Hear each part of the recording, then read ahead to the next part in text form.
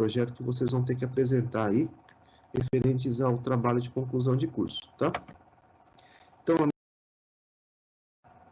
aí, iniciando a gravação, bom dia a todos, hoje é dia 25 de setembro, a disciplina Normas Técnicas da Construção Naval.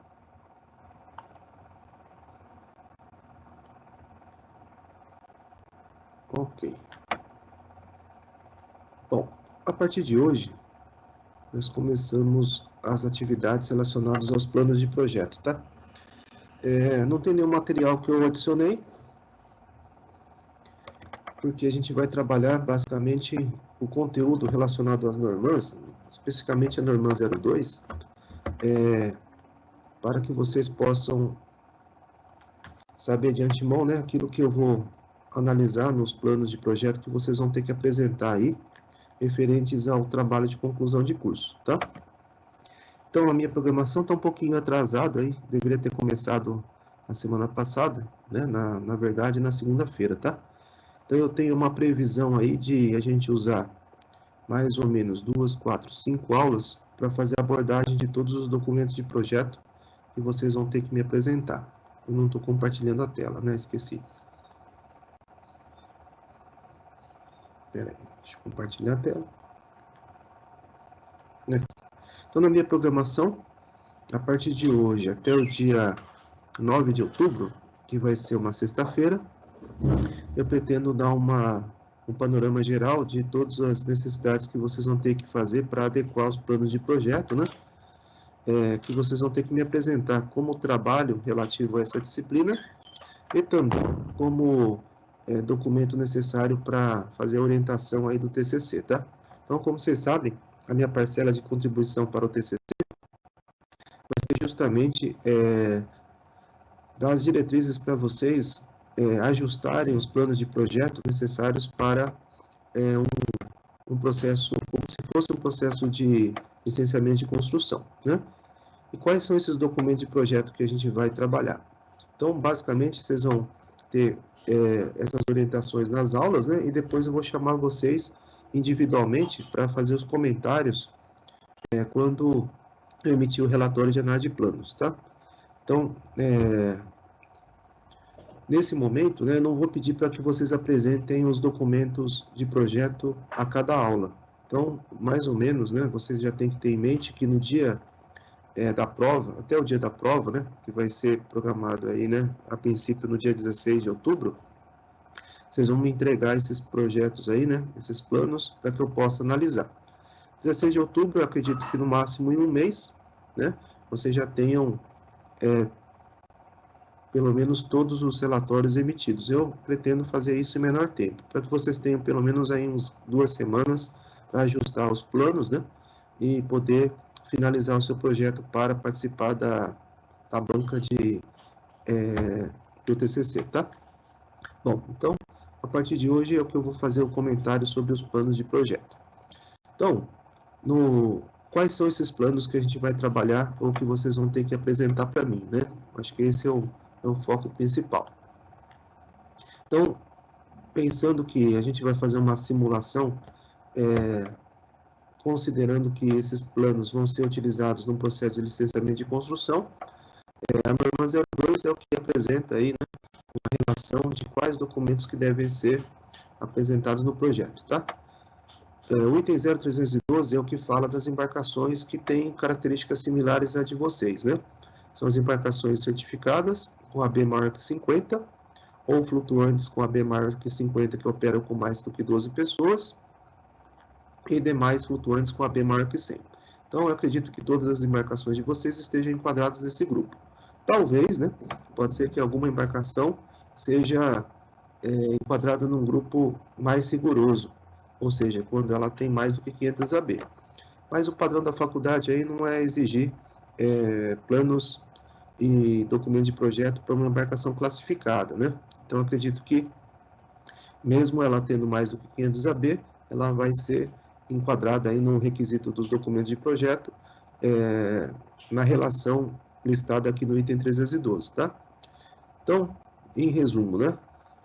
Desses documentos, num caso real, é necessário apresentar a anotação de responsabilidade técnica pelo projeto, No caso de vocês, é claro que não vai ter, né? Porque é um projeto que vocês estão desenvolvendo aí na faculdade, então não vai ter um responsável técnico. Na verdade tem, né? Mas vocês não vão ter como emitir uma RT, primeiro porque vocês não têm habilitação para isso, né? Nenhum tecnólogo, na verdade, tem, né? Só os engenheiros, tá? Então, esse item aqui, obviamente, vocês não vão apresentar. Aí tem uma relação aqui de documentos a partir do item 4, né? Até o item 15, que teoricamente, né, fazem parte do conjunto de documentos de projeto, tá? Desses documentos de projeto, claro que, a princípio, vocês teriam que apresentar todos, né? O que eu vou utilizar como referência aí para fazer análise nesse processo aí de TCC, né? Vamos dizer assim, de orientação de TCC. Então, vocês vão ter que apresentar para mim o memorial descritivo, o plano de arranjo geral, o plano de linhas, o plano de arranjo de luzes de navegação, o plano de capacidade e o plano estrutural. Esses são os documentos que vocês vão ter que apresentar. Então, em resumo, basicamente são os desenhos, né? E também o memorial descritivo, tá? Os outros documentos, né, a princípio, vocês vão trabalhar... Opa, esqueci do plano de segurança aqui, ó. Tem o plano de segurança. Plano de segurança também. Ótimo. Os outros documentos vocês vão ter que apresentar também para o projeto de graduação, né? Ou seja, né, curvas hidrostáticas, relatório de prova de inclinação vocês não vão ter porque não é uma embarcação construída, né? Mas o folheto de trim de estabilidade vocês vão ter que apresentar também no conjunto que vai fazer parte do processo de conclusão de curso, né? Do trabalho de conclusão de curso, tá? Mas esse não vai ser o escopo da minha análise, né? Vai ficar a critério aí dos professores de projeto, basicamente aí o Vladimir e o Alex, eu acho que vão analisar esse aspecto aí da parte da estabilidade, tá? Então, como eu falei, né, a parte relacionada ao folheto de trim, a princípio, vocês não vão desenvolver um folheto de trim estabilidade definitivo, na verdade vai ser um preliminar, né, porque vocês não vão ter a prova de inclinação, só quando a embarcação efetivamente for construída, né? E esse último item 15 que eu comentei, que é o folheto de trim estabilidade em avaria, eu acredito que nenhuma embarcação de vocês vai se enquadrar nos requisitos necessários para apresentar a condição em avaria. Mas, se for o caso, é necessário também apresentar a situação em avaria, né? Ou seja, uma análise de estabilidade em avaria. Quais são as situações previstas para apresentar um estudo de estabilidade em avaria? Se a embarcação transporta carga perigosa ou se ela opera na bacia do Sudeste, tá? Essas são as situações principais. Carga perigosa no sentido do que, né? Por exemplo, se for uma embarcação que transporta petróleo e derivados ou álcool, né? Ele tem que apresentar uma situação em avaria, análise em avaria.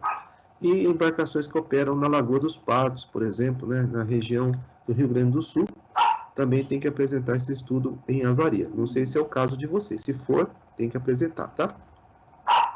Bom, então vamos nos ater aí à nossa situação.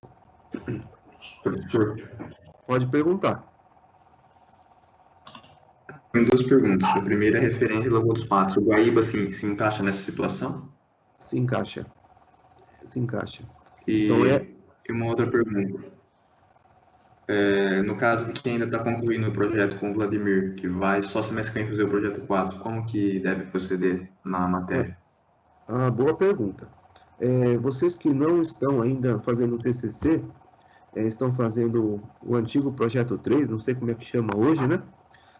Vocês vão ter que apresentar esses documentos para atender o critério de trabalhos para a disciplina, né? Mas, obviamente, você não precisa apresentar o trabalho final, né? Você vai apresentar na condição que ela está, ou na condição que os documentos de projeto estão. Então, mesmo que eles estejam incompletos, não estejam finalizados, né? Você vai ter que apresentar do mesmo jeito. Por quê? Porque entra com uma nota de trabalho da matéria, tá? E até vai ser um ponto favorável, né? Porque aí eu vou fazer uma análise também, como se fosse o projeto final, e no semestre que vem, né? Você vai representar esse projeto, mesmo não estando na disciplina, cumprindo, vamos dizer assim, as anotações e os comentários que eu vou fazer, né? Então, você vai ter duas análises, vamos dizer assim. Uma agora, para contemplar a exigência da disciplina, e no semestre que vem, para contemplar a exigência do TCC. Então, qual que vai ser a grande diferença, né? Vocês que não vão fazer o TCC, a análise não vai ser tão rigorosa, né? Vamos dizer assim, quanto de um trabalho de graduação. Agora, tem outro ponto desfavorável, né?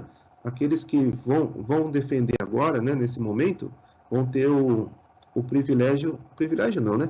Vão ter análise em primeiro lugar. Então, quando vocês mandarem depois os planos de projeto para eu analisar, como meta do trabalho aí, vocês vão indicar no e-mail se vocês vão defender agora ou não vão defender agora, tá? Porque se você for defender agora, eu vou analisar esse projeto em primeiro lugar. Se você não for defender agora, né, a análise vai ficar até o final do semestre, ou seja, só para cumprir a nota correspondente à média dos trabalhos, tá? Então, se for o seu caso, né, Michel, você vai ter que apresentar aí os planos de projeto na data estipulada, né, no dia 16 de outubro, que vai ser a prova, do jeito que ele tiver, né, para cumprir o prazo, mas eu vou analisar até o final do semestre para fechamento da nota, que vai ser no dia 4 de dezembro, tá? Se você não conseguir entregar no dia 16 de setembro, né, porque eu sei que às vezes o andamento das outras matérias aí não estão alinhadas com essa disciplina, você vai poder entregar até o dia da P2. Claro, né, pode ter algum abatimento aí na nota do trabalho, tá? Mas se você achar que está muito ruim, né, está muito incompleto, é melhor às vezes deixar para entregar um pouquinho mais para frente, porque você não vai ter a necessidade aí de defender agora, né? Então aí fica a seu critério.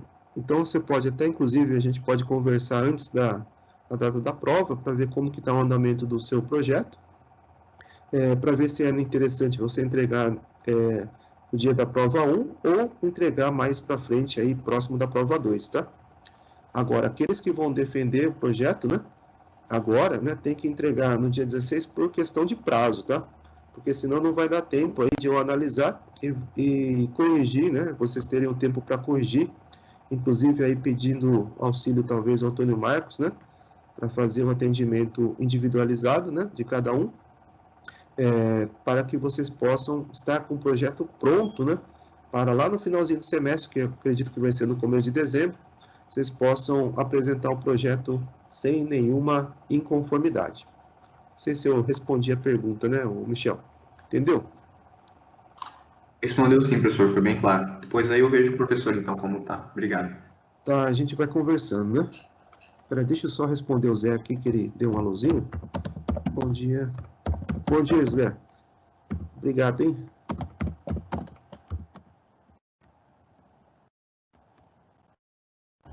Bom, então, continuando.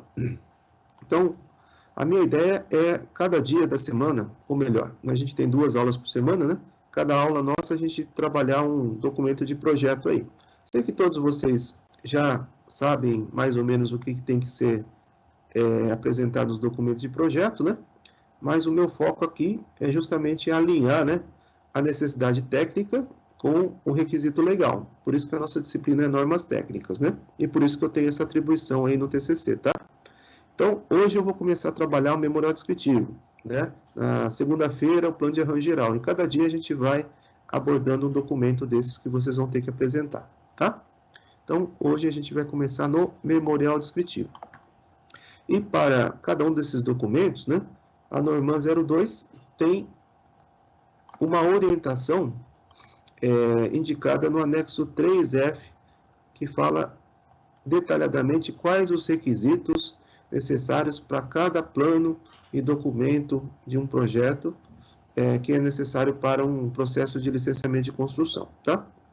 Então, a Norman 01, né, se algum de vocês está fazendo um projeto de mar aberto, né, o anexo 3F também é igualzinho na Norman 01, então não vai ter diferença quanto aos requisitos necessários para os documentos. Pode ter requisitos técnicos diferentes, mas a apresentação dos documentos tem o mesmo foco, né? Não tem diferença, tá? Então fiquem tranquilos aí, se alguém vai fazer um projeto de uma embarcação de mar aberto no aspecto que eu estou falando do aspecto legal, tá? Então, o primeiro documento que a gente vai trabalhar é o memorial descritivo. Então, no anexo 3F, é a prescrição do memorial descritivo. Primeiro é que ele tem que atender o modelo previsto no anexo 3G, ou seja, integralmente significa que você não pode fazer uma adaptação do anexo 3G conforme a característica da sua embarcação, tá? Então, você tem que utilizar o anexo 3G, mesmo que algum item, por exemplo, não seja adequado à sua embarcação. Então, de outras palavras, né? Com outras palavras, vamos supor que não tenha aí uma característica da sua embarcação. Por exemplo, aí, vamos pegar alguma informação que não é compatível com a sua embarcação, por exemplo. Vamos supor que a sua embarcação não tem contentores, né? Ela não transporta containers. Se isso acontecer, você não vai eliminar o item aqui que contempla a informação dos contentores. Você tem que manter esse item e informar que não é aplicável, por exemplo, ou deixar em branco, ou colocar um xizinho dizendo que não é aplicável, tá? Você não pode, então, fazer alterações no anexo 3F. Isso é uma necessidade, por quê? Né? Para evitar que algum projetista utilize uma cópia de um memorial descritivo que for utilizado para alguma embarcação e na hora de aplicar para uma outra embarcação, né, alguma informação específica deixou de ser contemplada, tá? Então, isso é para tentar gerar um padrão para quem vai fazer a análise do documento, né? Então, pensa que esse documento vai passar por um analista de planos, de uma certificadora ou de uma classificadora, ou mesmo da Marinha, né? E ele tem que ter uma visão clara, né, de como a sua embarcação ela tem os sistemas de bordo ou as características de contrato e assim por diante, tá? Então, não pode mexer no modelo, tá? Então, isso é um alerta para vocês. Eu estou dando esse alerta por quê, né? Porque eu sei que muitos alunos pegam uma cópia de um memorial descritivo de um outro projeto anterior, ou mesmo o professor de TCC deu um modelo lá de anexo 3G para vocês utilizarem, né? Mas eu percebo que esses modelos passados aí de projetos anteriores, né, principalmente os mais antigos, sofreram alterações, tá? Então não pode ter alteração. Tem que ser um modelo igualzinho que está na Norman. Então, o meu conselho é não pegar esse modelo que foi passando de um aluno para outro, né? Pega o modelo que está na própria Norman e usa ele como referência, tá? Porque se tiver diferente, aí obviamente eu vou colocar uma exigência aí no relatório, né? Para você readequar ou utilizar o modelo do anexo 3G. Esse é o primeiro comentário.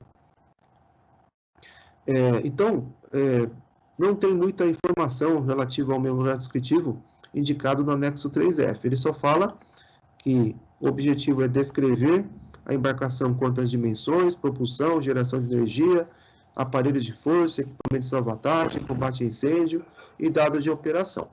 É um resumo da embarcação, ou melhor, é um resumo da especificação contratual e deve ser apresentado integralmente conforme o modelo do anexo 3G. Então, eu vou fazer um comentário sobre as informações que vocês devem apresentar nesse anexo, tá? Bom, então vou abrir aqui o anexo 3G, que fala sobre memorial descritivo. Estou usando o modelo em branco, mas eu vou fazer um paralelo aí com um outro preenchido, né? Para a gente fazer, talvez, um comparativo, tá?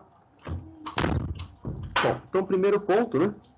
Algumas informações eu sei que vocês não vão ter, né? Porque se trata de um projeto de faculdade, né? Projeto de graduação, não é um caso real. Mas, independente disso, né? Adotem aí informações como se fossem dados hipotéticos, tá? Não deixem a informação em branco, né? Então, por exemplo, né? Informações relativas ao armador, ao construtor, eu sei que não tem, talvez, essa informação real. Mas, mesmo assim, adote essa informação como se fosse verdadeira, né? Então, por exemplo, pegar o dado real aí, ó. Então, você pode colocar como armador, né? O seu nome, por exemplo, né? O nome de uma outra pessoa, né?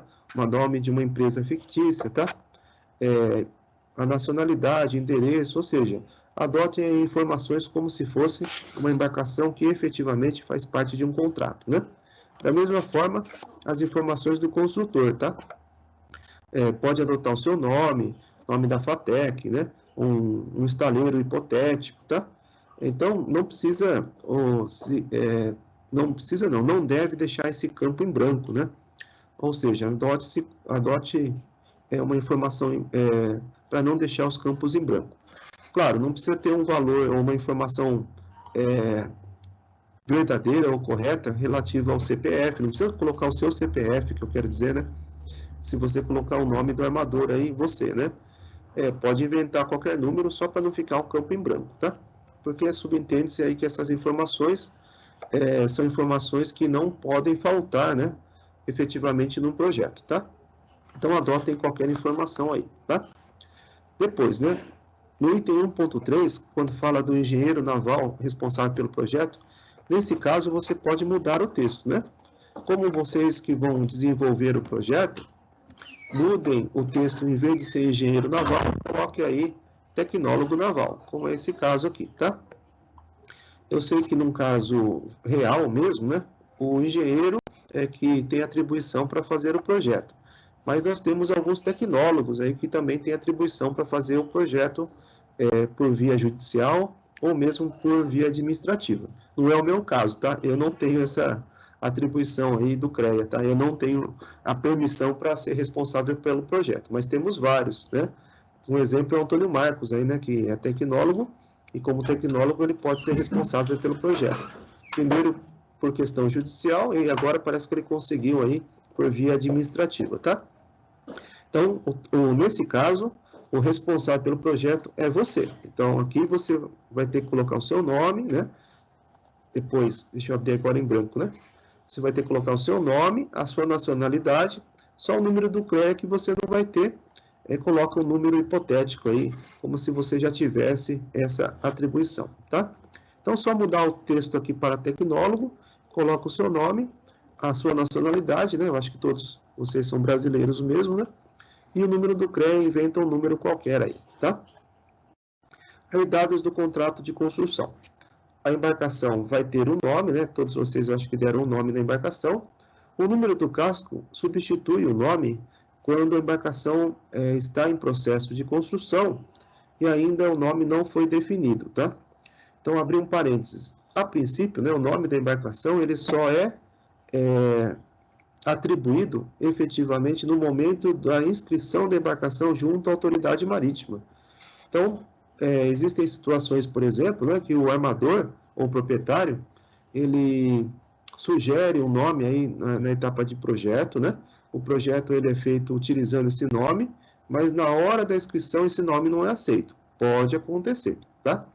Então, o que nessa situação ocorre, né? Aí o projeto tem que ser todo alterado, né? Para utilizar o nome que foi atribuído no processo de inscrição. Então, vou dar um exemplo, né? Às vezes tem um indivíduo aí que quer colocar um nome ofensivo, tá? Infelizmente, você sabe que uma cultura brasileira acontece muito isso com frequência, de uma certa frequência, né? O indivíduo quer colocar um nome ofensivo, né?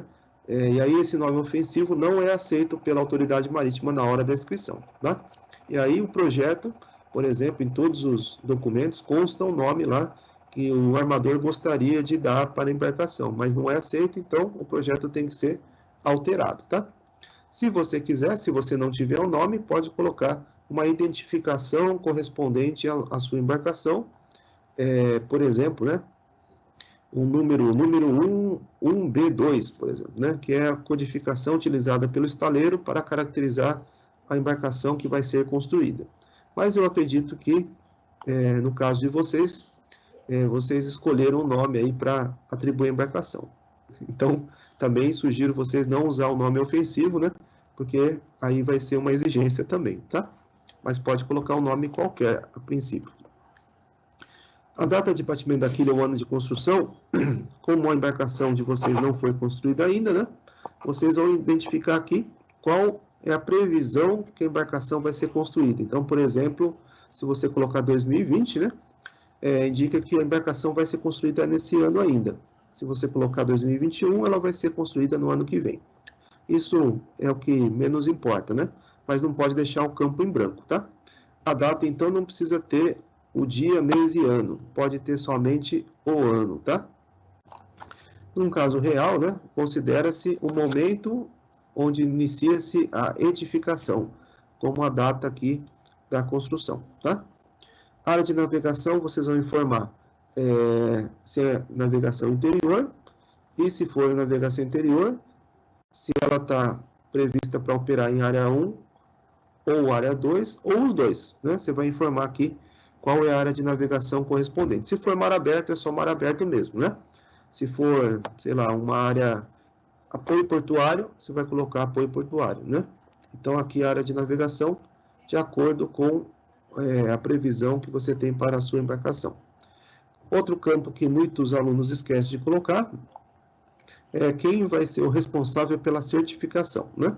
Se você quiser, pode adotar uma certificadora, uma classificadora real, né? Por exemplo, ABS ou Record, por exemplo, ou colocar uma certificadora hipotética, tá? O meu conselho é colocar uma real, porque lá um outro professor aí que vai analisar o seu projeto, né, na banca, por exemplo, ele pode não gostar, né, de você colocar uma certificadora hipotética, né, para valorizar, talvez, as empresas que têm atribuição aí para fazer essa atividade. Pode ser a própria Marinha, né, se vocês quiserem, né, como também pode ser alguma empresa já existente, tá? Então, aqui eu abro até um paralelo, tá? Porque eu até não fiz o comentário aí na disciplina. Eu vou abrir aqui o site da DPC. Às vezes a gente está acostumado só a usar a denominação das empresas mais habituais, né? Mas hoje em dia nós temos várias entidades certificadoras novas, tá? Então, se você entrar lá no site da DPC, no campo de segurança do tráfego aviário, tem lá sociedades, classificadoras e entidades certificadoras, tá? Aqui você vai encontrar todas as certificadoras e classificadoras que têm atribuição para fazer o processo de certificação naval, né? Então tem lá primeiro as classificadoras, ó, ABS, Bureau Veritas, Bureau Colombo, DNVGL, Lloyds, NKK, RINA, RBNA, e depois entram as certificadoras, tá? Eu quis mostrar para vocês por quê, né?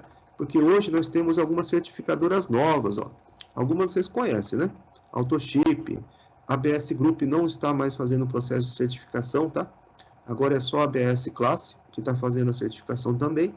A Record, aí tem algumas que não são muito comuns aí para a nossa região, né? Porque elas não têm escritório aqui no estado de São Paulo, tá?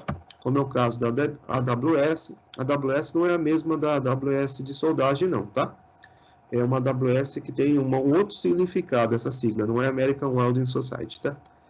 Ela é uma certificadora nova, com base no Rio de Janeiro, a JVC também, com base no Rio de Janeiro, a CBS é uma certificadora antiga, tem base no Rio de Janeiro também, e uma nova certificadora que se chama Certificadora Intercontinental, Bureau de Classificação, mas ela tem uma atribuição só de certificadora, não é classificadora, tá?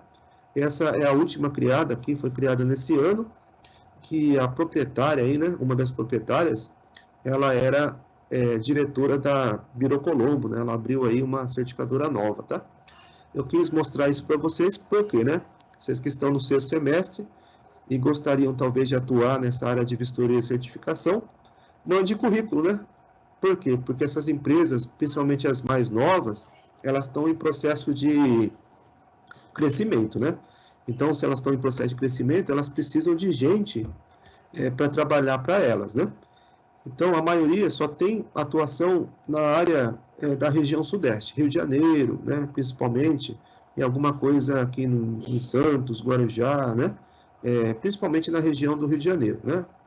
Agora, o grande mercado, talvez, está na região norte, né. Então, essa região norte, essas empresas ainda não têm muita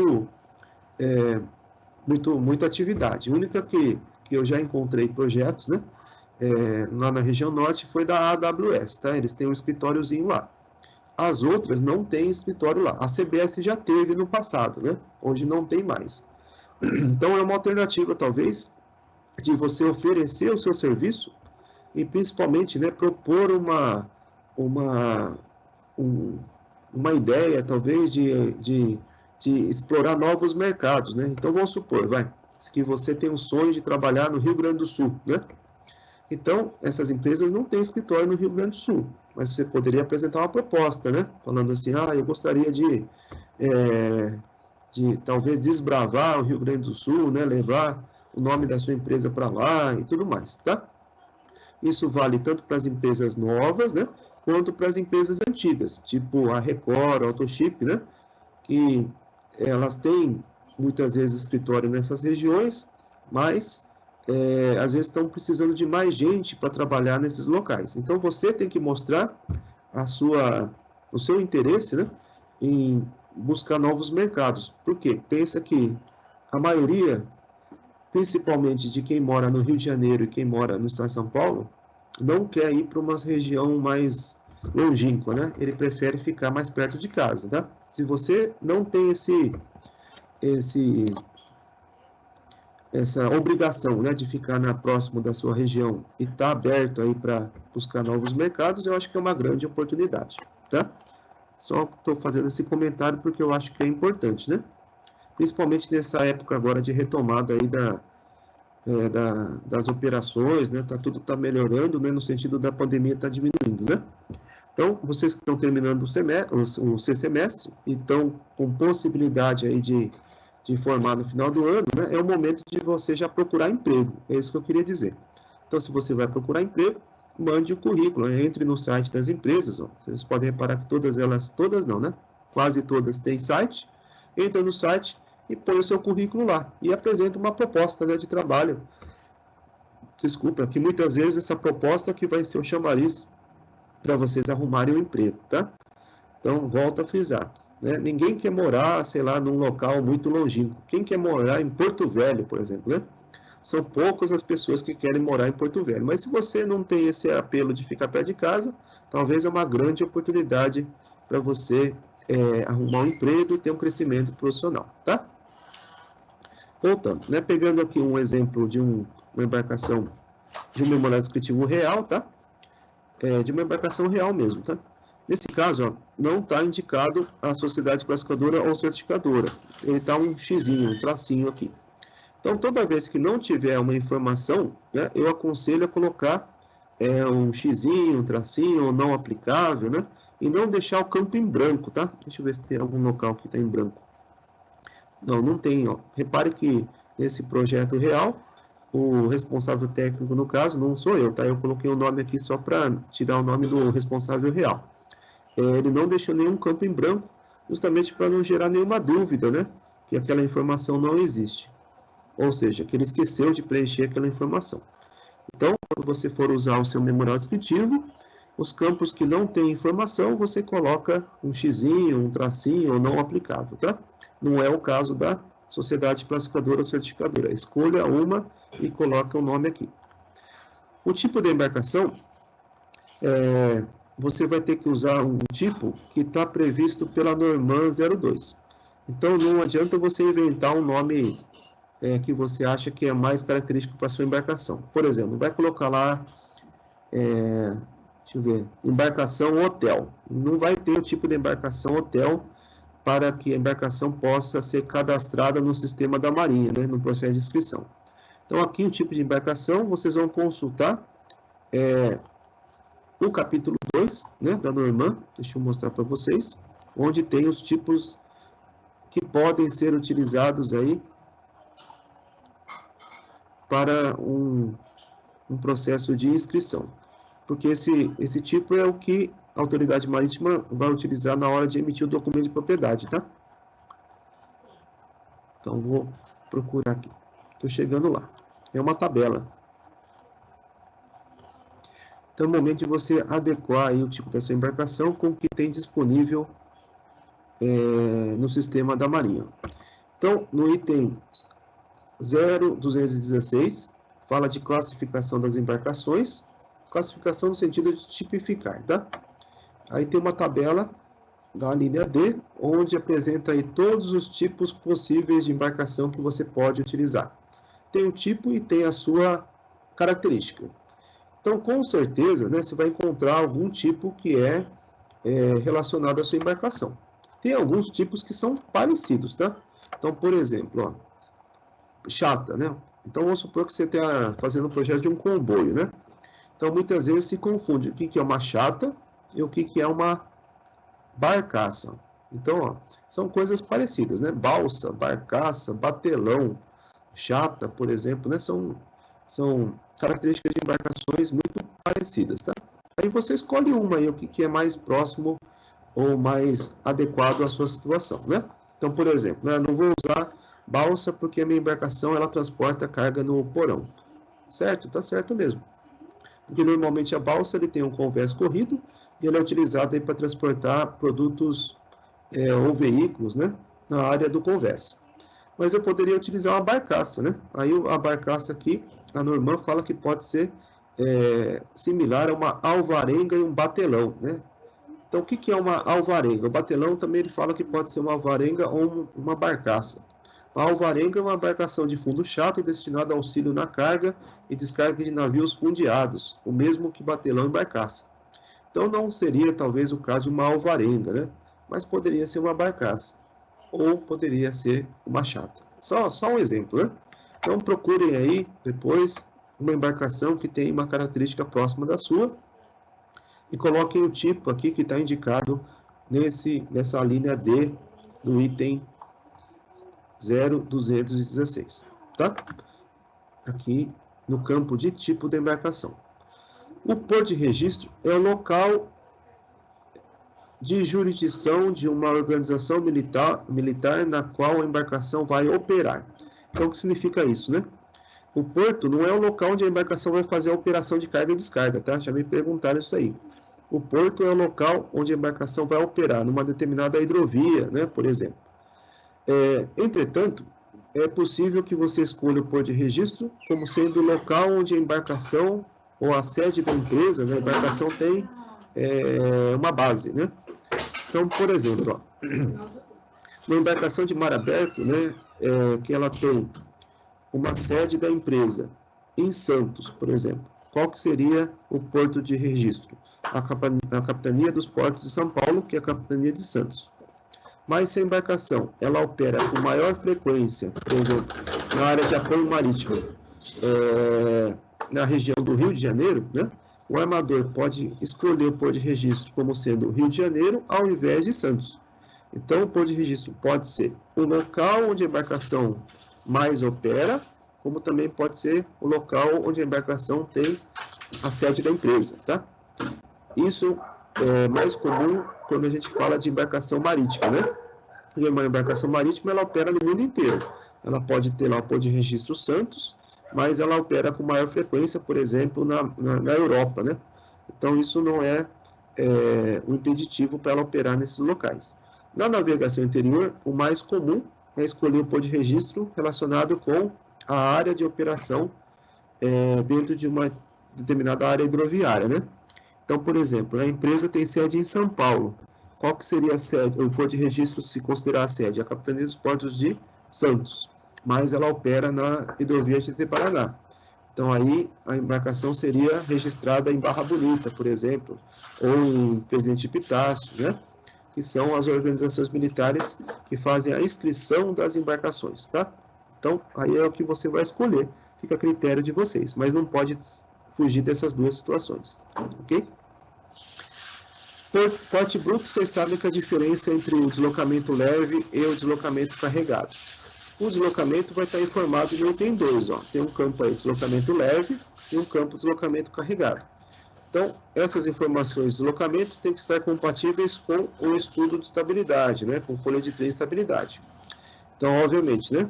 Se não está compatível, a informação não está adequada, né? Então, o porte bruto, basicamente, vai ter que ser compatível com as informações de deslocamento. A arqueação bruta e líquida também são informações que são coletadas das notas de arqueação, que vocês não vão precisar apresentar para eu conferir, mas, obviamente, vai ter que fazer parte do processo aí do TCC de vocês, né? Que a gente trabalhou, inclusive, na disciplina de informática. Vocês vão ter que preencher lá as notas e apresentar no TCC. Depois, Item 2, aqui fala das características principais do casco: comprimento total, comprimento entre perpendiculares, boca, pontal moldado, calado moldado de projeto, deslocamento e contorno. O contorno você não vai precisar informar se a sua embarcação tem menos do que 24 metros de comprimento de regra, tá? Lembrando que esse L aqui é o comprimento de regra, né? Se a sua embarcação tem menos do que 24, o contorno, reforçando, é a medida do perímetro da seção mestra, sem contar o convés. Ou seja, né? Você vai pegar lá o desenho da seção mestra, lá no plano de linhas, por exemplo, e vai ver quanto que mede esse contorno aqui, né? Esse perímetro, sem considerar aqui a linha que corresponde ao convés, tá? Essa é a medida do contorno. Por que que tem que estar informando esse contorno? Porque se ele tiver menos do que 24 metros, o cálculo de arqueação ele pode ser feito utilizando o método expedito, que a gente viu, acho que na aula de informática no semestre passado, né? Então, se a sua embarcação tem menos que 24 metros, você coloca lá um xizinho ou não aplicável, tá? Um NA e não aplicável pode ser. Agora, tem outra informação aqui que eu gostaria de de comentar, né? Que é o calado moldado de projeto, tá? A princípio, o calado moldado de projeto tem que ser compatível com o deslocamento carregado. Mas, existem situações aí que o calado moldado de projeto é diferente do deslocamento carregado. Então, uma hipótese. Então, a hipótese é que a embarcação ela foi projetada para operar num calado de 3 metros, calado de projeto. Mas, por algum motivo, a embarcação não pode operar nesse calado de projeto. Então, por exemplo, né, se tem uma restrição na via, que a embarcação pode operar no máximo com um calado de 2,80, né? Então, o calado de projeto significa o calado que, a princípio, foi analisado no projeto, que a embarcação tem condições de operar, né? E não necessariamente é o deslocamento carregado. Porque o deslocamento carregado indica o quê? Uma restrição máxima de carga, que pode estar relacionado com um calado menor, por exemplo, um de 2,80, tá? Eu falo isso porque já aconteceu na prática comigo, que algumas certificadoras aí, né? Que o engenheiro, ele fez um cálculo relacionado a uma condição de operação, mas efetivamente ela não pode operar naquela condição de operação. Aí o engenheiro falou, mas eu fiz isso por quê? Porque se a embarcação sair de um lugar e for para o outro, onde não tem mais a restrição, o projeto está válido do mesmo jeito, tá? Então, eu acredito que no caso de vocês, é mais interessante você tentar limitar o calado de projeto com uma condição aí que vai ser a condição que você vai analisar no estudo de estabilidade e a condição que tem a limitação da operação, tá? Então, se você colocar coisas diferentes, pode gerar algum questionamento. Mas, numa condição real, né? Se você for trabalhar lá fora, for fazer projeto, por exemplo, pode acontecer uma situação desse tipo. É só para dar uma situação que acontece, né, que já aconteceu na prática mesmo, ok? Então, a minha sugestão é utilizar o calado de projeto compatível com o deslocamento carregado. E esse deslocamento que foi analisado na situação de máxima carga no folha de trim estabilidade, ou seja, que vocês chamam lá de condição A, né? Totalmente carregada, com 100% da carga, víveres, consumíveis, passageiros, etc, tá? Então, essa é a condição que você vai considerar aqui como calado de projeto. Seguindo aí, né? Característica da estrutura. Você vai informar. Eu aconselho colocar com o maior detalhamento possível para mostrar, inclusive, o seu conhecimento, né? Mas no projeto real, normalmente se coloca se a embarcação tem casco de aço, madeira, fibra, cimento e assim por diante. E as informações com relação aos outros componentes da sua embarcação, né? Porque existem situações onde o casco é de aço e o convés de madeira. Já peguei uma embarcação desse tipo lá na região do Mato Grosso do Sul, embarcação de pesca. Tem situações aí onde o casco é de um material e a casaria é de outro, né? Na região norte tem muito disso aí. Às vezes o casco é de madeira e a casaria é de fibra de vidro. Ou o casco é de aço e a casaria é de madeira, tá?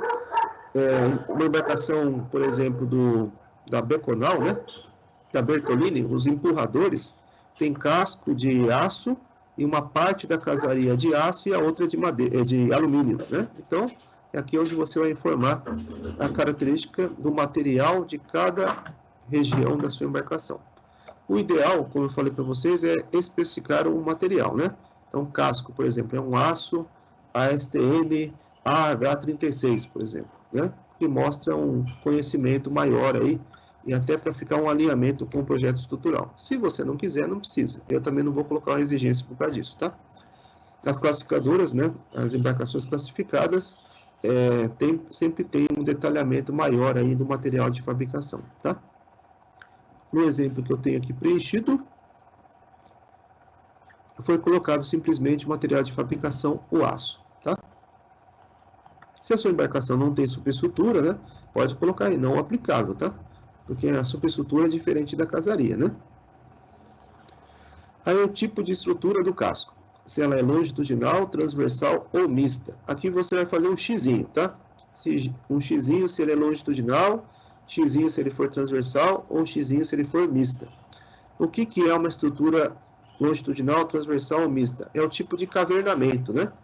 Então, se a sua embarcação ele tem cavernamento longitudinal, transversal ou a quantidade de elementos aí, né? Ele é mais ou menos, como que eu vou dizer? Não é igual, né? Mas tem uma quantidade grande de elementos, tanto transversais quanto longitudinais. Então, quando que eu tenho cavernamento longitudinal? Quando eu tenho uma grande quantidade de elementos longitudinais como reforçadores. Esses elementos são perfis leves, né? Que são fixados a estruturas mais pesadas, como, por exemplo, as anteparas transversais ou cavernas gigantes, né? E a estrutura transversal é quando eu tenho os reforços transversais como elementos mais leves, né? Que são fixadas ou em anteparas longitudinais ou em longitudinais de maior dimensão. Por exemplo, grandes longarinas, por exemplo, né? Que são os responsáveis pela fixação ou pelo engaste, né? Ou pelo travamento das cavernas, vamos dizer assim. E a mista, quando eu tenho uma quantidade grande, tanto de elementos transversais, quanto de longitudinais. Então, deixa eu ver se eu abro aqui um desenho para tentar ilustrar isso aí, né?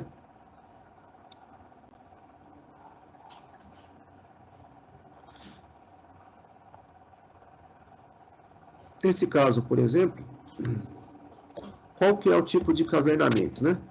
Então, eu tenho, analisando tanto o painel do fundo quanto do convés, eu tenho uma grande quantidade de elementos transversais e uma pequena quantidade de elementos longitudinais. Então, longitudinais eu tenho aqui, ó, só uma em cada metade da boca, né? E devo ter aqui um elemento longitudinal na linha de centro, né? A quilha, por exemplo, tá? Então, nesse caso, é o tipo de cavernamento transversal, né? Não é um cavernamento misto, tá? Cavernamento misto seria, por exemplo, se eu tivesse mais alguns elementos longitudinais aqui, ó. Se eu tivesse mais 2, eu já poderia até considerar como um cavernamento misto, né? Então, o cavernamento misto não implica na necessidade da unidade de chapeamento ter um formato quadrado. Ele pode ser retangular, né? Quadrado no sentido assim, né? Que eu vou ter o mesmo espaçamento de elementos transversais e o mesmo espaçamento de elementos longitudinais. Ele pode ter um formato retangular, né? Mas não pode ser uma unidade de chapeamento com uma dimensão muito grande, assim, né? Numa determinada direção. Por exemplo, nesse caso, né? Eu tenho uma dimensão muito maior do que a outra, né? Então, eu posso caracterizar como transversal, tá? Não sei se ficou claro aí. Se tiver alguma dúvida, vocês me interrompam, né? Então, nesse caso é transversal. Se eu tivesse mais um ou 2 elementos longitudinais, eu poderia já caracterizá-la como mista. E quando seria longitudinal? Quando se fosse ao contrário, né? Eu teria uma grande quantidade de longitudinais e poucas cavernas, né? As cavernas gigantes, por exemplo. Ótimo. Então, você vai fazer um xizinho só, indicando o tipo da estrutura, né? Depois, nós temos as informações relativas à compartimentagem, né? Localização das superestruturas, praça de máquinas e anteparas e convés, tá? Superestrutura, aí tem um entendimento conflitante, vamos dizer assim. Não tem um campo para você preencher localização das casarias, né? Por que não tem um campo de casarias? A maioria dos projetistas consideram, para preencher essa informação, uma casaria como uma superestrutura, mas não é a mesma coisa, tá? O legislador aí, na verdade, colocou só a superestrutura para destacar que a embarcação tem alguma reserva de flutabilidade, né? E tem aí uma contribuição estrutural acima do convés, que são as superestruturas, tá? Mas o legislador sabe que existe uma diferença entre superestrutura e casaria, tá? Mas a maioria dos projetistas adotam como similares superestrutura e casaria, embora não seja a mesma coisa. Então, para reforçar, né, uma superestrutura sempre vai ser um elemento estrutural, né, que contribui para a resistência estrutural do casco, está localizado acima do nível do convés mais baixo, vamos pensar assim, e ele tem características estanques, né, ou seja, ele não tem, ou tem, né, aberturas, e essas aberturas possibilitam aí a estanqueidade do casco, tá? A casaria já tem outro papel, né? É simplesmente para servir como delimitação de áreas de acomodação. E ela não tem papel estrutural, tá? Então, se você quiser, você não precisa informar aqui localização de superestrutura se a sua embarcação não tiver. Agora, se você adotar a casaria aqui como superestrutura, eu acredito que ninguém vai questionar vocês a respeito disso. A minha opinião particular é que se não tiver superestrutura, esse campo não vai ser preenchido, tá? Mas vocês vão reparar que a maioria dos projetistas colocam uma informação relativa à superestrutura. Nesse caso, ele não colocou. Ó. Ah, não, colocou sim. Ele colocou localização das superestruturas, 2 por todo o comprimento do casco. Mas, na verdade, essa embarcação não tem superestrutura, tá? Só tem casaria, tá? Então, isso é questionável no sentido assim, né? De se você adota ou não esse parâmetro. Então, como eu falei, eu, como analista, né, nunca colocava uma exigência se o engenheiro colocasse aqui uma informação relativa à casaria, né?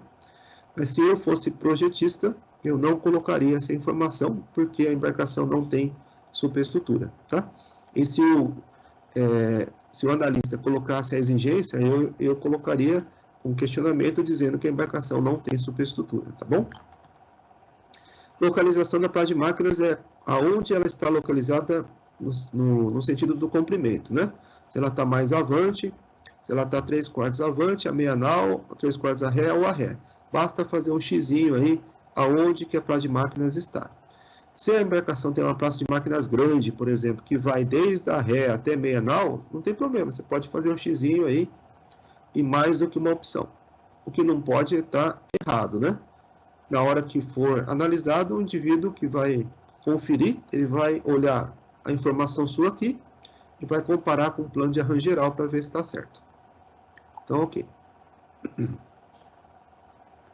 Depois, o número de anteparas transversais estanques e longitudinais estanques. Aqui você só vai colocar as estanques, né?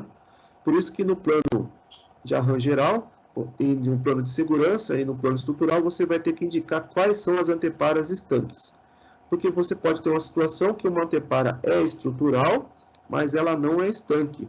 Por exemplo, se ela tem lá uma abertura de passagem de água, por exemplo, né?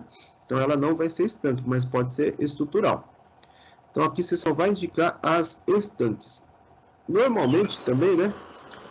Os projetistas que têm uma embarcação com anteparas que não são estanques, eles abrem mais uma linha aqui e colocam número de anteparas transversais não estanques. É só para deixar muito claro, né?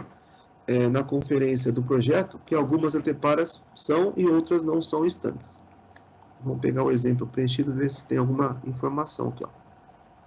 Nesse caso não tem, ó. Repare que esse projetista colocou mais um campo, ó, número de anteparas transversais. Então significa o quê? Que ele tem um modelo, né, já prevendo que a embarcação pode ter algumas anteparas que não são estanques, tá? Mas isso você só vai acrescentar se for necessário, né? O que ele fez aqui está errado, né? Ele colocou um campo e deixou em branco, né? Em branco eu digo que não tem essa informação. Deveria ter retirado aqui para não gerar nenhuma confusão. Número de convéses abaixo do convés principal, isso já me perguntaram, né? A embarcação, ela precisa ter um convés efetivamente para ser considerado convés abaixo do convés principal? Não. Todo local que é área de serviço ou área de acomodação que fica abaixo do convés principal, você vai incluir aqui como uma informação, né? Então, por exemplo, praça de máquinas, mesmo que ela não tenha estrado, né? Que a embarcação aí, ela tem um fundo como a base para a praça de máquinas e o tripulante fica realmente em cima da chapa, né? Que corresponde ao fundo. Não tem problema, tá? Aí, nesse caso, vai ser o convés abaixo do convés principal. Se a embarcação tem lá uma praça de bombas, né? Essa praça de bombas também, de novo, não tem um piso, não tem estrado, né? Não tem problema. É um convés abaixo do convés principal. Mas é um único, né? Você vai colocar mais do que um se realmente tiver desnível ou tiver diferença entre essas regiões ou entre essas áreas de acomodação que normalmente a gente encontra no navio. Nas embarcações fluviais é muito difícil, né? Pode acontecer, mas é muito difícil, né?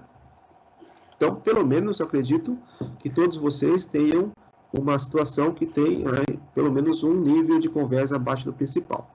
Quando que pode não ter? Por exemplo, uma chata, né? Uma chata não tem nenhum compartimento habitável ou de serviço abaixo do principal. Então, não vai ter nenhum aqui. Aqui vai ser 0, certo? Número de convéses contínuos acima do convés principal é se a embarcação tem uma casaria ou tem uma superestrutura que possibilita aí o indivíduo, né, estar acima do nível do convés principal. Então, se a embarcação tem desnível, basicamente é isso aí. Esse desnível pode ser no casco, né, como pode ser lá uma casaria, né, e essa casaria tem mais um nível de convés, certo?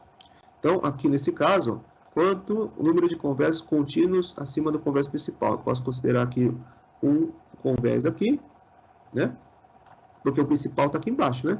Um convés que pode ser o mesmo convés que esse, né? E um outro convés aqui, né? Que é um outro convés que é o convés superior, por exemplo. Então, aqui pode ser o convés do Tombadilho, né? Por exemplo, né? Do castelo do Tombadilho, do Tombadilho, que é a superestrutura aqui. Pode ter mais um outro nível de convés, que é o convés do castelo, né? Que está localizado lá na proa. E mais um convés, que é o referente ao comando, por exemplo. Então, sempre quando tiver um local acima do convés principal. Joinha. Número de convés de superestrutura. Aqui é onde eu vou caracterizar se efetivamente eu tenho uma superestrutura e se eu tenho um convés nessa superestrutura. Porque muitas vezes eu tenho uma superestrutura, mas ele não é considerado como um convés, né? Quando não tem a possibilidade de alguém, né, ocupar aquele espaço, tá? Então, repare que eu tenho possibilidade, às vezes, de colocar 2 convés aqui e um deles é o convés de superestrutura, tá? Também, eu tenho que informar o número de casarias. O número de casarias você pode dividir a sua casaria em partes, conforme a geometria desses compartimentos, né? Ou considerar como um elemento só. Aí deixa eu tentar abrir aqui uma que ilustra muito bem essa situação. Não é essa, não. Deixa eu abrir um outro desenho aqui, peraí.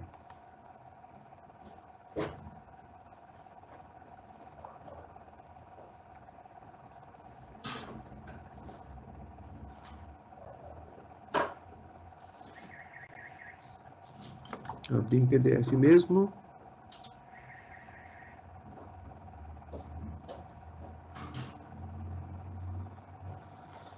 Aqui tem uma embarcação que, por exemplo, né? Ele tem uma casaria aqui, né? Que é uma casaria do convés de passageiros. Depois tem uma casaria que é relativa ao comando, né? E depois tem uma outra casaria aqui, que é como se fosse um tronco, né? Mas na verdade é uma casaria, que é um prolongamento da altura dos compartimentos do convés inferior, tá? Desculpa aí que está dando problema aqui no arquivo, né? Então eu poderia, por exemplo, considerar uma casaria referente ao local de acomodação dos passageiros e uma outra casaria referente só ao comando, né? Eu acho que é o mais adequado nesse caso, porque tem dimensões diferentes, ó. Então, a casaria dos passageiros, ele vai ter uma largura maior, e o do comando, que inclui aqui o camarote do comandante, ele tem uma casaria de dimensão menor. Então, eu acho que nesse caso seria mais conveniente 2 casarias, por exemplo, tá?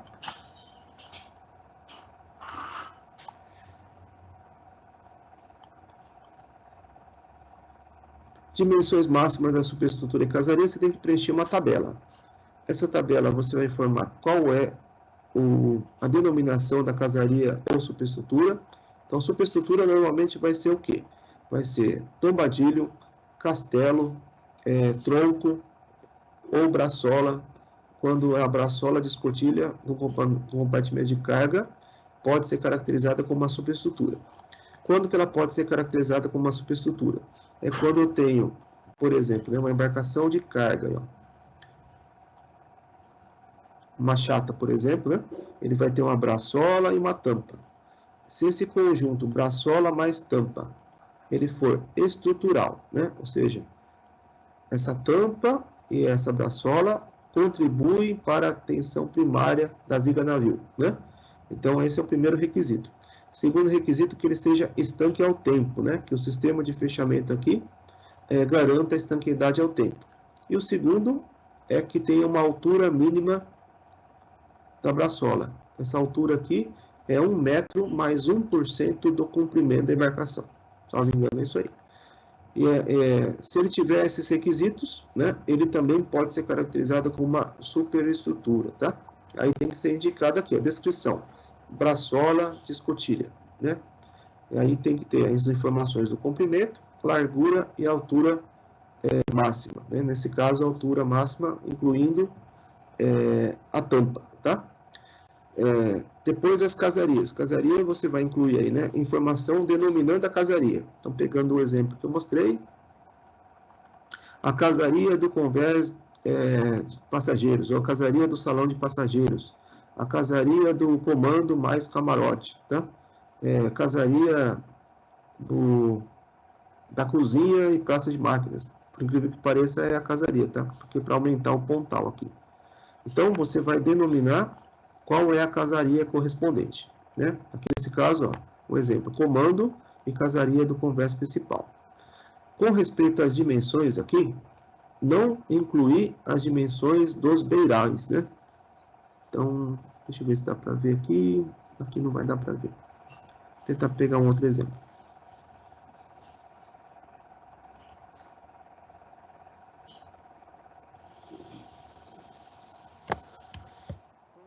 A sua embarcação, ela tem um beiral, né?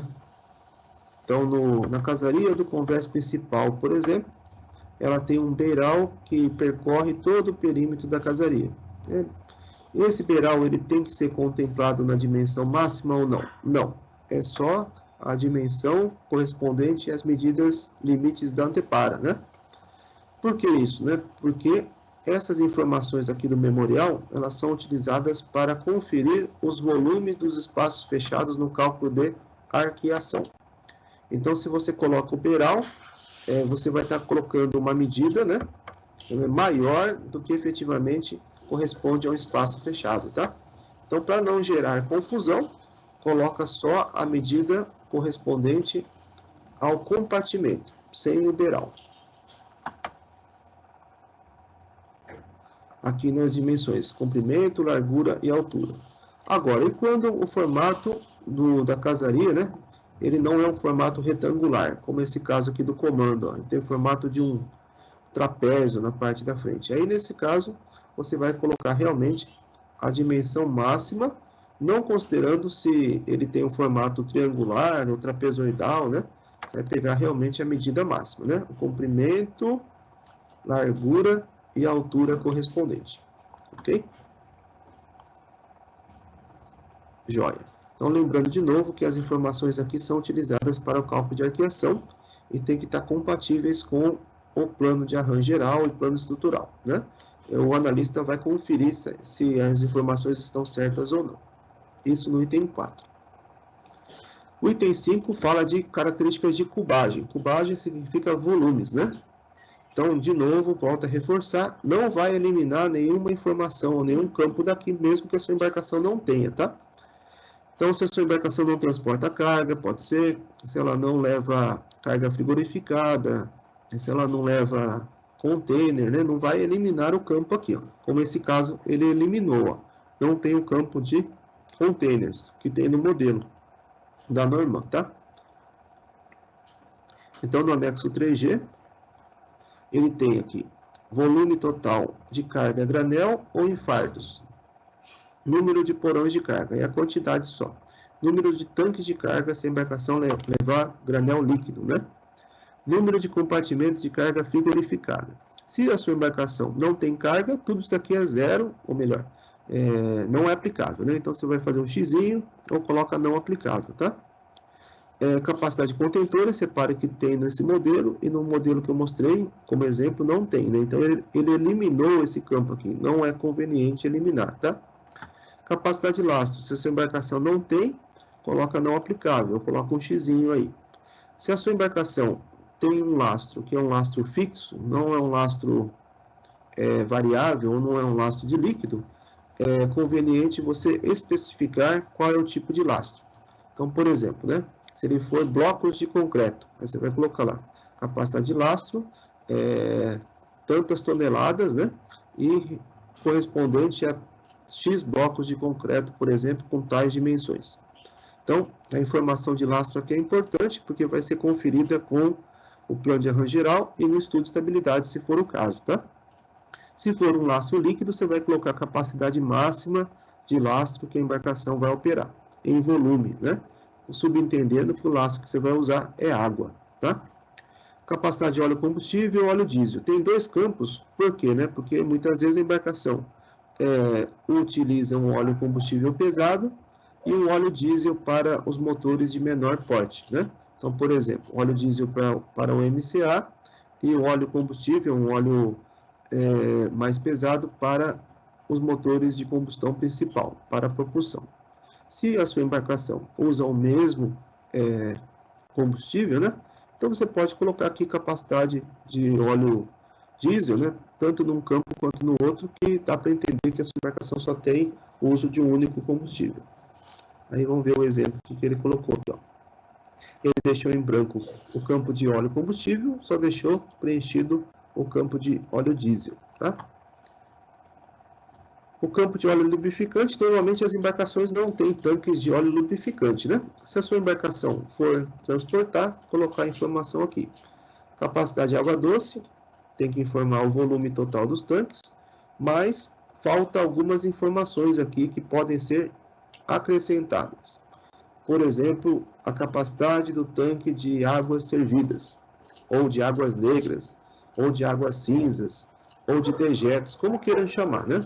Mas, nesse caso, é importante constar aqui, para que ele seja compatível com o plano de capacidade, tá? Então, um exemplo, ó. Nesse exemplo ele não colocou. Ele colocou sim. Tanque de águas servidas, ó. Foi acrescentado mais um item, informando, né, o volume do tanque de dejetos, ou de águas servidas, tá?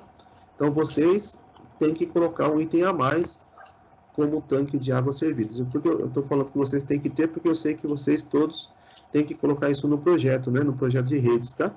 Então tem que colocar sim, porque é uma exigência de órgão ambiental, né? Não é uma exigência normal, mas é uma exigência do órgão ambiental.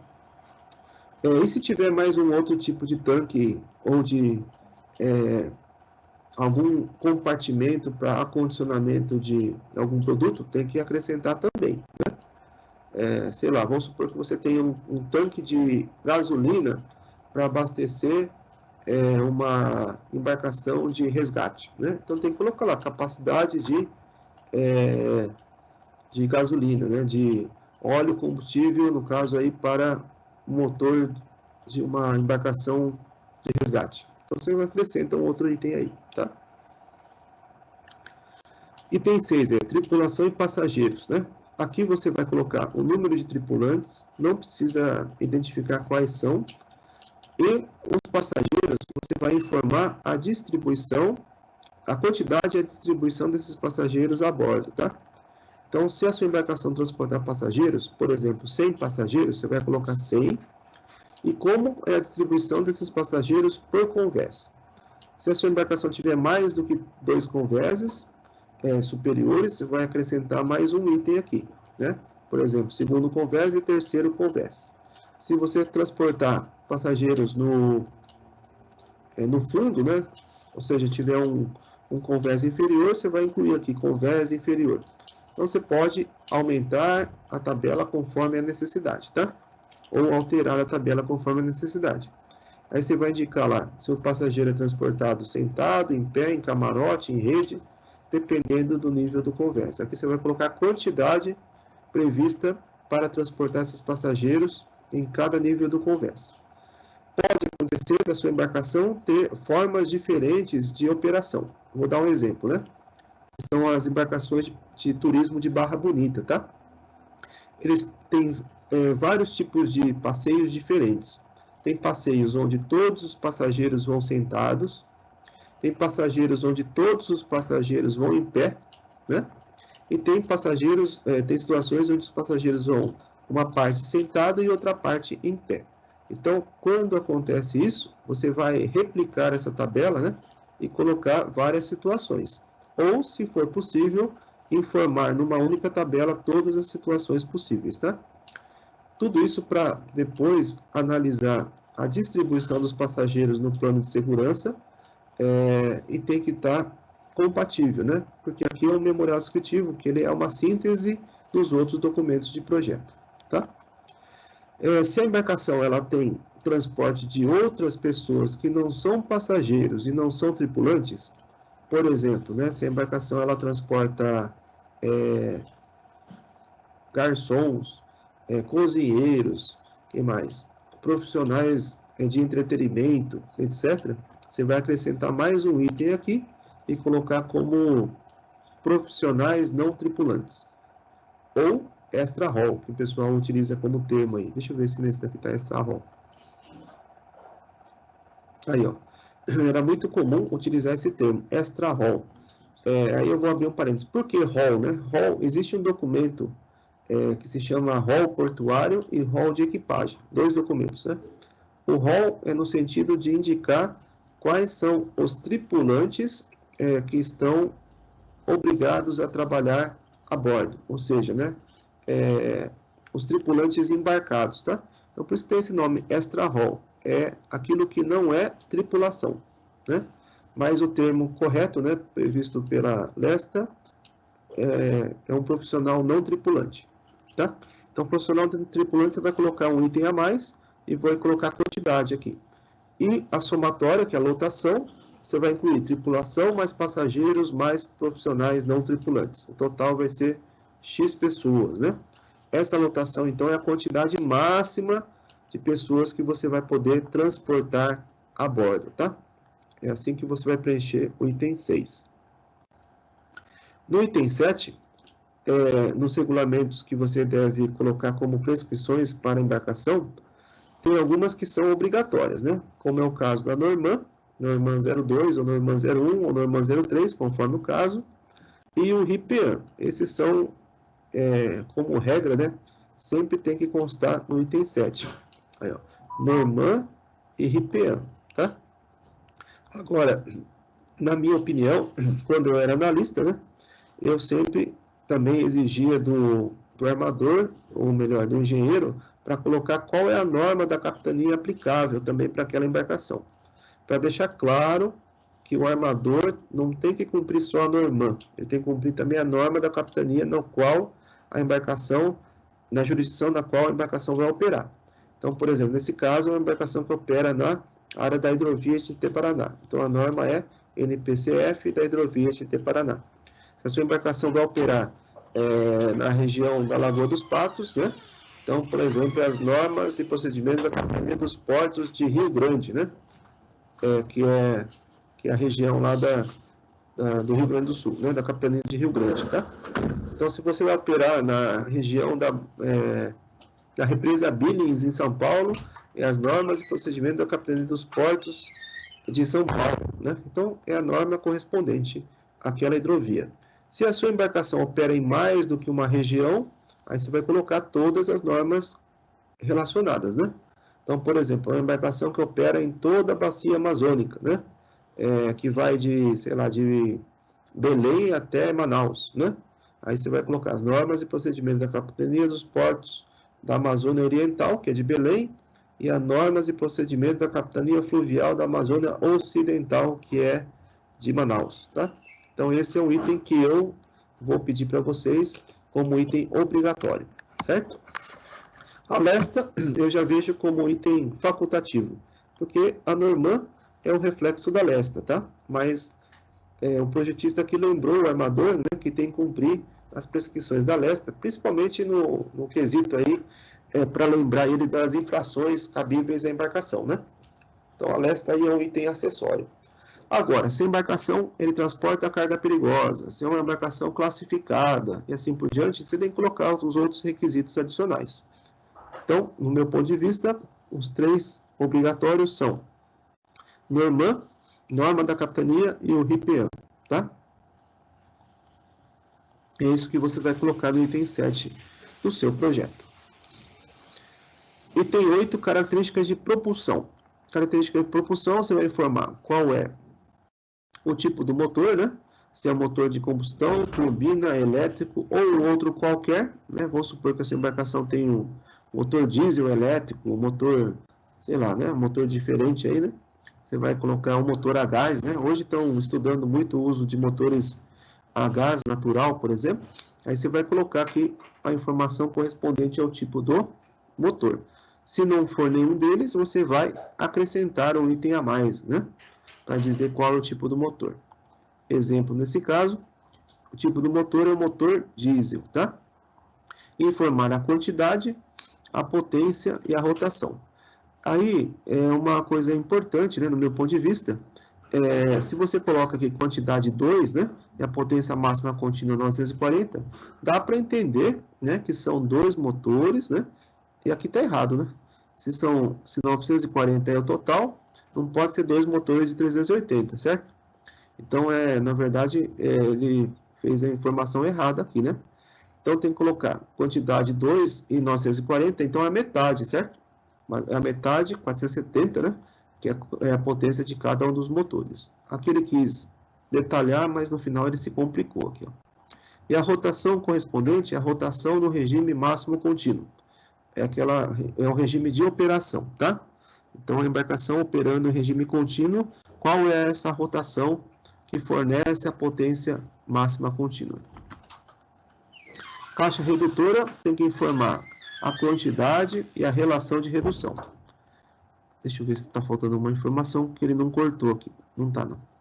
Depois, o propulsor, informar a quantidade e a característica do hélice, né, se for o caso. Pode ser 2 do tipo jato-bomba, por exemplo.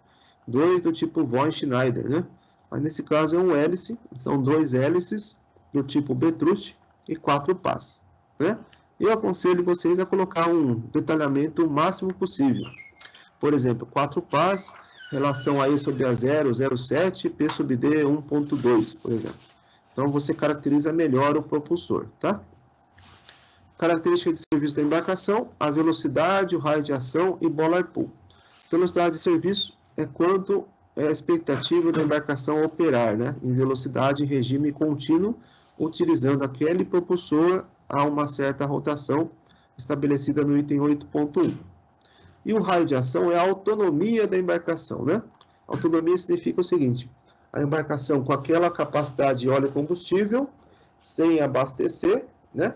Qual vai ser a autonomia dela, né? Quanto que ela pode navegar sem necessidade de abastecimento, ok?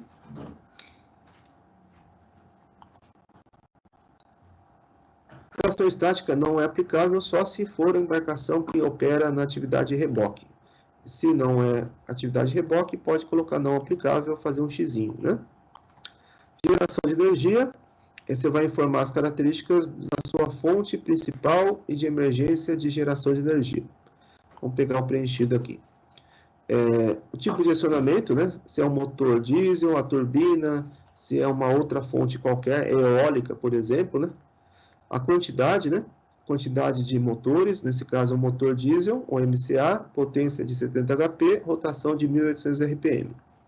Qual que é o gerador correspondente, que está acoplado, né, ao motor diesel? Então, um gerador, nesse caso, é o tipo de corrente alternada trifásico e potência de 20 kVA ou 20 kW, né? Acionamento do equipamento de emergência só se tiver, né? Se a sua embarcação tiver mais do que um gerador, aí você vai colocar no item 9.3. Se ele tiver um outro equipamento que não é um gerador, como fonte de emergência, você vai também preencher as informações aí no item 9.3 e 9.4. Baterias, né? Muitos alunos esquecem de preencher essa informação aqui. E eu garanto para vocês que o projeto de vocês com certeza tem baterias. Às vezes não são baterias para fornecimento de energia, né? Mas pode ser uma bateria para dar partida no motor elétrico, né? Motor elétrico no sentido do alternador, lá, né? No motor de partida do motor, né? Então você vai indicar lá a quantidade de baterias. Nesse caso, ele colocou dois campos aqui, né? Baterias, porque tem dois tipos diferentes, tá? Mas poderia colocar num campo só. Duas baterias, né? Tipo, né? O tipo, normalmente se coloca essa informação aqui, ó. Chumbo ácido, tá? É o tipo da bateria, né? Bateria de chumbo que usa o meio eletrolítico ácido, né? Que é ácido sulfúrico, né? Se for um tipo de bateria diferente, aí você colocar essa informação correspondente ao tipo da bateria, tá? A capacidade é em ampere-hora, né? Então, por exemplo, ele tem essa embarcação, tem duas de 170 ampere-hora e duas de 100 ampere-hora, tá? Não precisaria colocar a voltagem, né? Porque a gente sabe que as baterias têm 12 volts de tensão, ok? Caldeiras auxiliares, se a sua caldeiras principais auxiliares, se a sua embarcação possuir, né? Esse campo até ele eliminou o campo da caldeira principal aqui. Você vai ter caldeira quando normalmente precisa-se de aquecimento a bordo, né? Para óleo combustível, ou se não, para aquecimento de água para distribuição a bordo também. Ou para um sistema de gás inerte, que é utilizado aí para inertização de tanque de carga. Eu acredito que na embarcação de vocês não tenha caldeira, então é só colocar um xizinho aí, dizendo que não tem, tá? Equipamento de carga, pau de carga, guindaste, bomba de carga, escotilha de carga, mas pode ter a bordo outros equipamentos que não são esses daqui. Por exemplo, a sua embarcação pode ter lá uma ponte rolante, pode ter lá um manque, né? Que é aquele sistema de braço articulado hidráulico, né? E aí você acrescenta um item a mais, ou você coloca uma informação que se trata de um outro item que não é aquele previsto no item. Em outras palavras, você pode colocar aqui uma barra guindastes, barra, sei lá, ponte rolante. Coloca lá, ponte rolante. Quantidade, né? Uma ponte rolante do tipo, sei lá, elétrico, né? Capacidade de 50 toneladas, alcance de proa-popa de bordo a bordo, por exemplo, né? Então é aí que você vai colocar as informações do equipamento de carga, tá? Pau de carga, para lembrar que são normalmente equipamentos manuais, né? De movimentação de carga, tá? Os guindastes são equipamentos mecânicos, elétricos, né? Hidráulicos, dependendo da situação. E a bomba de carga serve para manuseio dos produtos líquidos, ou que necessitam estar misturados com líquido, como é o caso das embarcações que transportam ou extraem areia, né? Então a carga é areia, é sólido, mas para você extrair areia, precisa estar misturado com a água. Para você descarregar a areia, utilizando uma bomba, você precisa também misturar areia com água. Ou as embarcações que transportam granel líquido, como é o caso do transporte de combustível, embarcação de abastecimento de água, e assim por diante, né? Aqui, se for o seu caso, você vai ter que informar qual é a característica da bomba, né? Então, uma bomba, por exemplo, de 400 metros cúbicos por hora, acionamento com motor a diesel, por exemplo, tá? E a escotilha de carga, nesse caso, é só escotilha de carga, para porão de carga, tá? Não vai confundir escotilha com escotilhão ou agulheiro, né? São aberturas referentes ao porão de carga, ou aos porões de carga. Então, você vai indicar quantas escotilhas tem e as dimensões dessas aberturas aí. se a sua embarcação tiver, né? E se ela tiver escotilha de carga, se ela tem tampa ou não. Se ela tiver tampa, qual é a forma de acionamento da tampa? Que pode ser uma diferente dessas daqui. Elétrico, se for via motor elétrico. Por cabos, se for acionado, por exemplo, precisando de um empurrador, por exemplo, para abrir as tampas utilizando cabo. Pode ter um sistema hidráulico, né, ou eletrohidráulico. Pode ter um sistema mecânico, né, por exemplo, pode ter lá um guincho manual mecânico para abrir as tampas. Pode ter necessidade de um guindaste para retirar as tampas, que são aquelas do tipo de navio, né, pontum. Então aqui você vai informar a característica da tampa, né? Basicamente é isso daí. Bom, depois entraria equipamento de governo, etc, né? Vamos pegar, deixa eu ver se eu consigo falar mais um item aqui. Não, eu acho que eu vou parar por aqui, né? Porque a gente já está chegando no final do nosso horário, tá? São 9h10, né? Então, gente, só para finalizar o que a gente viu hoje, me lembrem, por favor, que eu parei aqui nos equipamentos de carga, né? Então, eu preciso falar equipamento de governo em diante. Quando vocês forem preencher esses dados, né, tentem ser o mais detalhado possível. Se for o caso, tiver que acrescentar algum item, tudo bem, não tem problema. Não mudem também a numeração dos itens, tá? Se você for incorporar o memorial descritivo no seu projeto, como eu acho que a maioria acaba fazendo isso,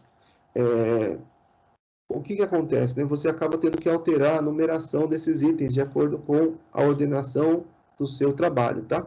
Eu sugiro que vocês acrescentem o memorial descritivo como um anexo, como acontece aqui na Norman, é o anexo 3G. No seu projeto, você coloca lá anexo 1, por exemplo, um memorial descritivo, para não fazer parte do seu projeto, tá? E até digo mais, né? O nome certo, quando você vai colocar ele como item que não faz parte do corpo principal, não é nem anexo, é um apêndice. Porque um anexo é quando ele é extraído de algum local e você coloca ele na íntegra, né? No seu caso, vai ser um item que foi adicionado, né? Adicionado em vocês que fizeram a elaboração desse item. Então, o certo seria apêndice. Mas eu não vou entrar nesse mérito, porque eu sei que tem uma estrutura, né, que você deve apresentar no seu TCC. Essa estrutura considera o de projeto e o memorial, por exemplo, se for o caso, como anexo. Então, tudo bem, colocar ele como anexo, mas não coloca ele no corpo principal do texto, tá? Coloca ele como item separado. Até facilita na hora de você montar a estrutura que tem a introdução e tudo mais, né, do corpo principal do seu TCC. Porque ele vai entrar como realmente o seu projeto da sua embarcação, como um item adicional. Ok? Então, não esquecer de preencher todos os dados que estão, que não são aplicáveis, você vai colocar um xizinho, ou colocar um não aplicável, tá? Não deixe em branco, né? Os dados que você tem informações em outros documentos, eles têm que estar compatíveis, né? Então, dados de dimensão principal, como eu citei, deslocamento, porte bruto, etc e tal, né? Porque na hora de eu conferir o memorial, eu vou verificar se tem alguma divergência com algum outro documento de projeto, tá bom? Infelizmente, eu não consegui terminar aqui o memorial descritivo como eu tinha previsto, né? Vai ficar para terminar aí na sexta-feira. E, junto com o memorial, já vou dar entrada, eu vou iniciar com os comentários sobre o plano de arranjo geral, ok? Então, vou finalizar a gravação aqui. Lembrando que vocês têm que ir elaborando aí para apresentar isso no dia da prova, tá? Até o dia da prova, né? Porque também é matéria para prova.